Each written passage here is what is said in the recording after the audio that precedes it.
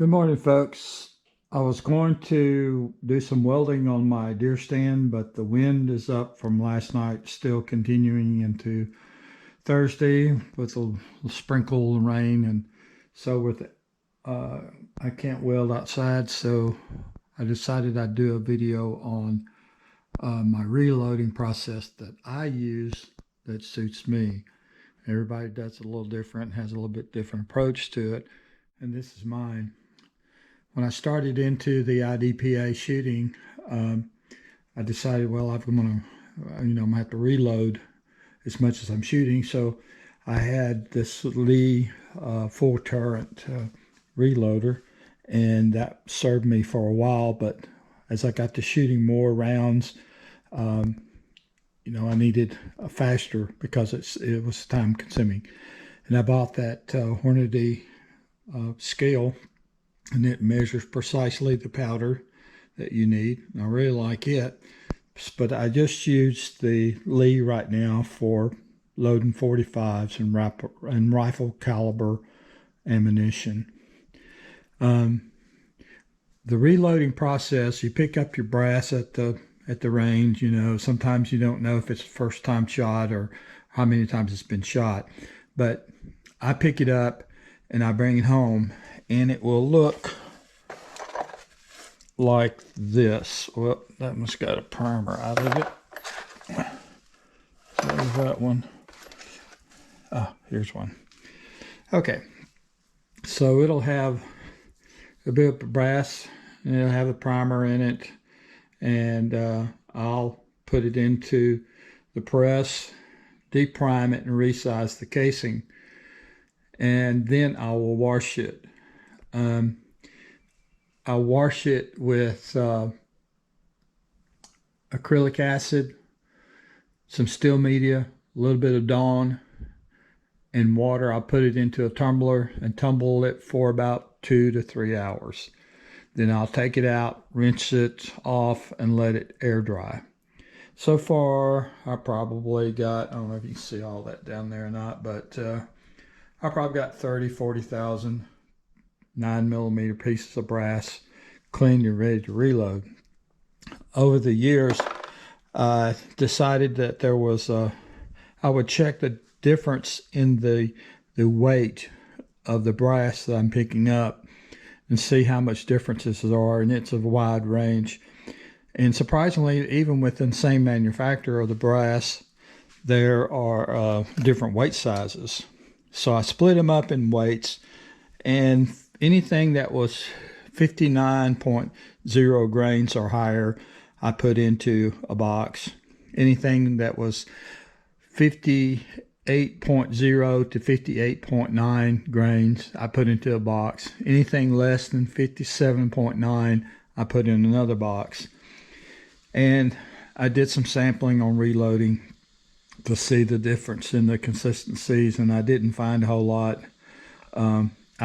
My initial intent was to say, okay, if the brass weighed heavier, then there's a probability that the entire brass and the brass walls of the casing are a little thicker, and it will make it a lot safer for reloading under the pressure when the round goes off, when the powder goes off, and the pressure. That probably sounds good, but I didn't see any consistency in the accuracy of the weapon and all that. So it was an experiment, and I decided to abandon that. That was time consuming to weigh all the brass. The other thing I do is that before I reload, it's washed and everything. Like I said, it's deprimed, and I want that primer pocket hole to be clean. So I'll make sure that all of the primers are out before I clean.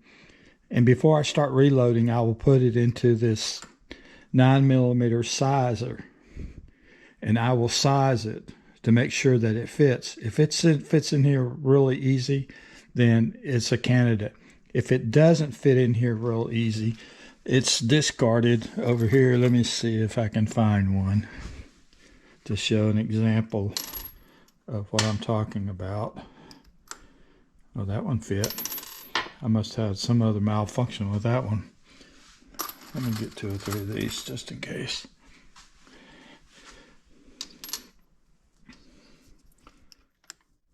That one fit. That one fit.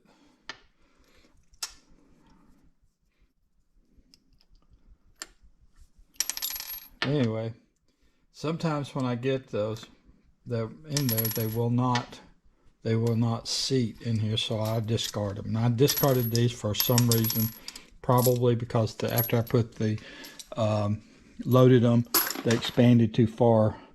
Now here's the thing that happens sometimes when you reload. This at the stage of which the powder is dropped, it also does an expansion of the top of the casing so that you can put the bullet in. And not sure if you can see that split in it or not, but it split the top of that casing. And so I dumped the powder over here back into that scale because I used the same for my 45s. And here's another one. And now I'll reclaim the primer. This particular, so that's the prepping of the casing. This particular reloader is a Dillon Super 1050, and it's pretty nice. The first stage is that if it's got a primer in it, it's going to deprime it. And the second stage is it checks the primer pocket to see if the primer pocket is clear and big enough for the primer. The next stage is it actually seats the primer, and it has an adjustable mechanism on here where I can adjust it to where the primer, how deep I want the primer to be. The next stage is it actually drops the powder and opens up and flares the top of the casing. And this is the primer tube, and that's got a lot of primers in it. That's about 100 right now. This is the powder tube. This is where you adjust for the amount of powder you want dropped. And my loads are 3.2 tight group, and it drops pretty consistently 3.2 grams of powder. And then when it drops, after it drops the powder and opens up the top of the casing, this particular device measures how much powder is in it. And if there's too much powder or not enough powder, the alarm goes off. As you push it in, this particular needle will rise, and as it rises and it goes down, then the alarm will come forward. And if it's right in this area, then you're good with the powder. If you got too much powder, it will be way up and it will go off. If you don't have enough powder, it's way down and it will go off, alarming you. And then the next stage is where I seat the bullet. And then this stage right here is where it actually crimps, and then it falls into the tub. And so that container right there holds all of my casings. When it gets low, I have all of these that I've already gotten ready. They fit the size of my 9mm gauge fine. It's not a problem, and I will throw them in here, handful at a time, and it automatically drops. I'll turn on the motor, and it drops.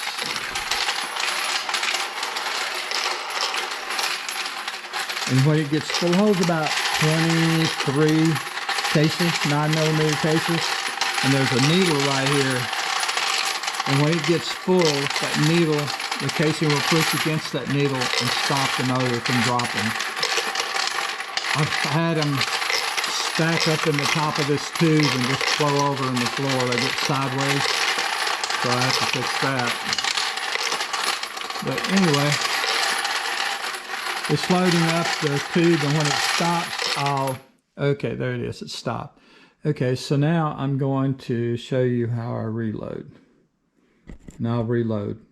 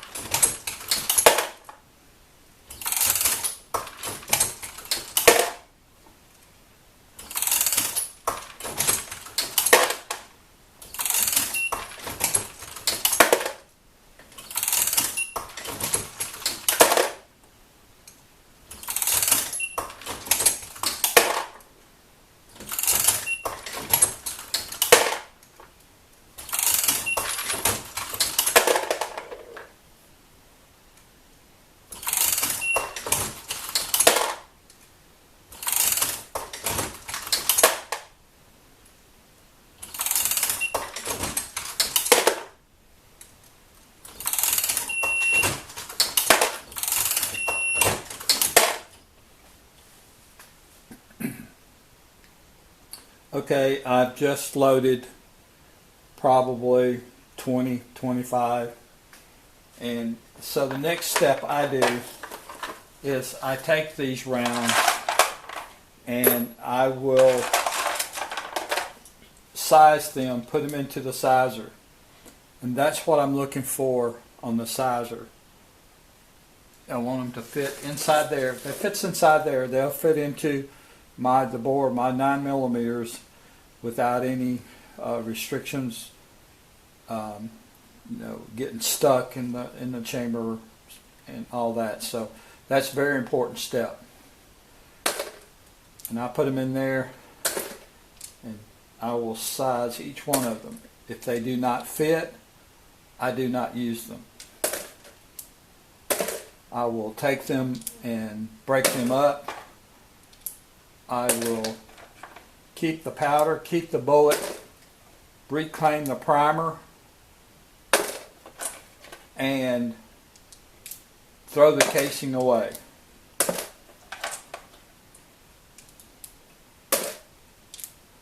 Goes just like that. I don't know if you can see that or not. I'm not sure getting this in the camera or not. But, whoops, see, there's one right there. So what I do with that, I set it aside, and I'll show you what I do with that in a minute. I'll put it right there.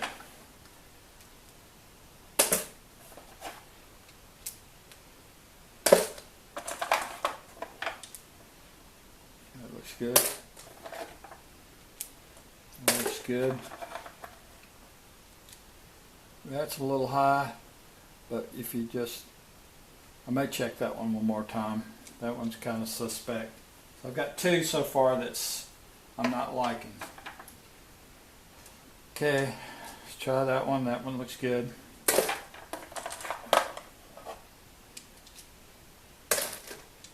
That one looks good.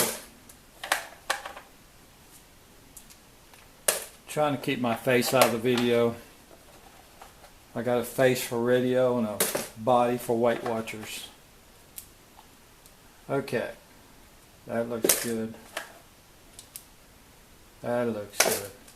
Okay, what I do in this case on these two that I have here that did not meet the specifications, I will take it off and I will try to size it once more time.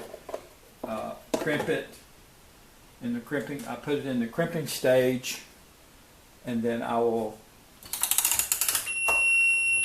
try to resize the casing one more time. It goes all the way down. If it does not pass the test this time, I will reclaim it. Okay, it passed the test.